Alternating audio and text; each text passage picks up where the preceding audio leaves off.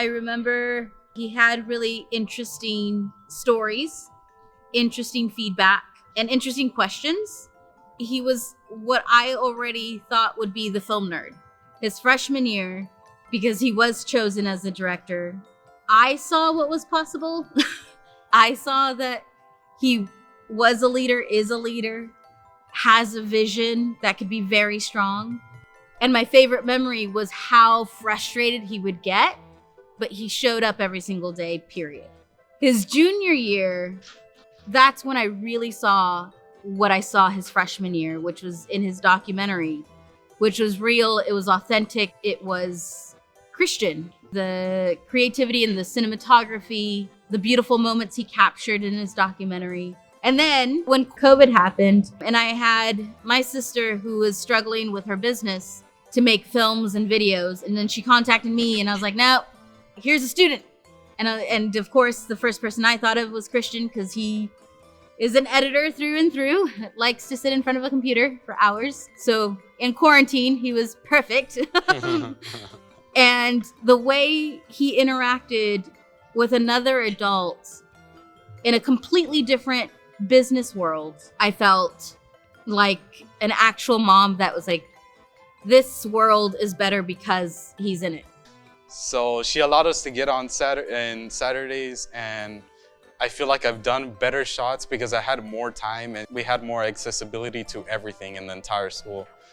And I feel like that was the best memory with her because she was basically behind us just watching and being excited and waiting for like a good shot.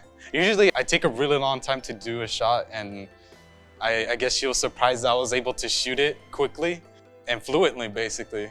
Once I did that shot in that art class, she was like, that was an amazing shot. And then that same voice keeps like going over and over and over again in my head, like that little voice. Because I've never had anybody tell me that I did a good job. And that makes me kind of feel like emotional. That was like the first time someone actually complimented me doing something I probably love. And that was like my most favorite memory. The way she taught English and film class, it was completely different. Like it was open discussion. We were able to talk at any time. And it's not like we would talk and then she would yell at us just like any other teacher. She would allow us to talk and she would listen and respond to what we said instead of saying the same thing to all the other students. It would be completely different. It was just a weird atmosphere that I've never been in. Now like it feels like college almost. My biggest challenge in teaching film, even in person, is removing the fear of failure, because it's gonna happen. Making failure an okay experience, in fact, an experience you wanna have, because if you're failing, that means that you're learning something, which means you're getting better. In terms of like distance learning and teaching film, it's still similar of this is the unknown, but experimenting, failing, trying again, experimenting, failing, trying again. It's work, it's challenging, but there's so much fun to it that it's finding that fun to that failure that I think is both the challenge, but when it does happen, it's not just a breakthrough moment, but it's like, and you're good to go. Live your life, enjoy it. Well, it was in 8th grade.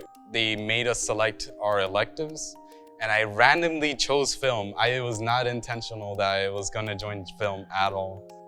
Out of like the other hundreds of electives, I chose film.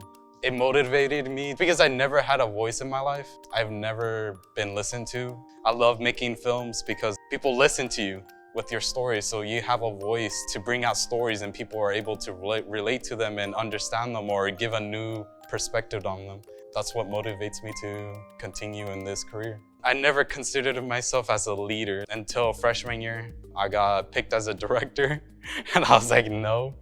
And I wanted to quit the entire time. In mid-semester, I almost quit. I basically didn't do anything for a week. And I break through somehow. And I began liking it without even knowing.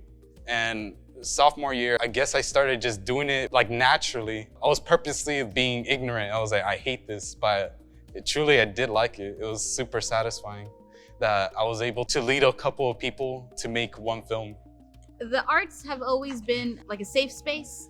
When I was 4, I remember wanting to be a dancer. I wanted to be a ballerina. and there used to be this ballet studio, and I ran up to that studio and I looked inside, and I would see, the practices, and they're on the bars, and I fell in love with it. And my mom knew that, and it was just way too expensive. I came from very lower income household, and so I went home crying, and my mom put on a record and she told me dance. And so I danced. And I would jump on the couch and I would do as tippy-toe as possible. And from then on, when I was at home, I danced. I sang. My mom taught me how to make my own Play-Doh, so I would sculpt. We would find things from our household to create from. Whether we didn't have the materials, my mom would show me like possibilities and things that you can take apart and recreate. And that's where I found that creativity is everywhere, and it's anywhere you put your mind to.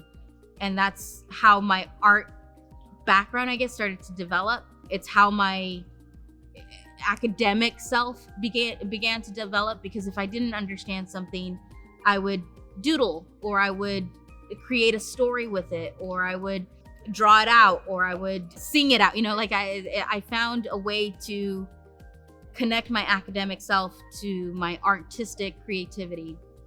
And so I guess that was my artistic journey in figuring out how the arts aren't just everywhere, but they are life itself, and it's how I connected to the world around me. I don't even know what age I started drawing. I started drawing when I could, I think, when I was able to move my hands. I remember drawing a picture of me being a fireman. Ironically, I wanted to be a fireman when I was a kid. I just doodled because I was bored. And in first grade, I started to realize that I liked drawing, and I was pretty good at it because all the kids wanted me to draw something for them. My teachers also really liked them, and they would show off to the other teachers that I drew them something. So in the next grade, I would get the other teacher that was showing off that they had a really talented student. Yeah, that kept going until 8th grade. We weren't able to afford like the materials for that, like coloring. I basically started giving up because my parents didn't support it. In 9th grade, I completely gave up, but that's where film came in, and that's where it filled in my emptiness in being artistic. And that's what made me love it, and that's where I am right now.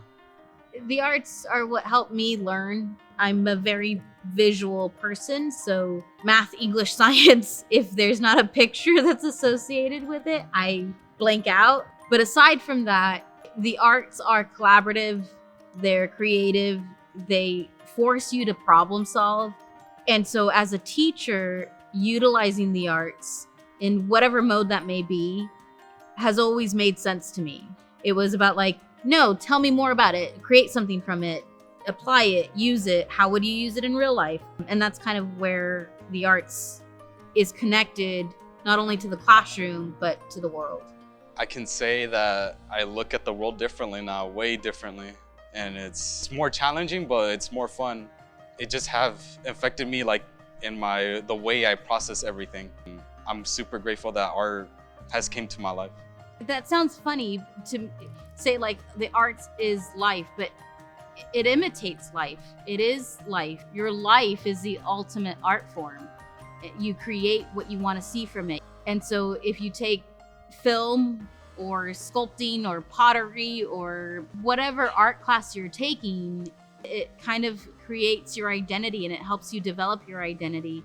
And that's like the big level.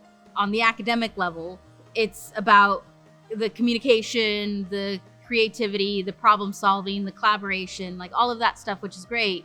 But it's the ability to apply that in different ways. Regardless if you go into business, marketing, financing, or you become a nurse or a stay-at-home mom, the arts are going to affect every little bit of that experience. Our students should take art classes because it's a way of expressing yourself, ability to give your voice into somebody else. You may also improve your way of thinking into different scenarios. That's why art is very important, because you can use it in a variety of ways. It isn't just one thing. It's always multiple ways, and it's different for every single person.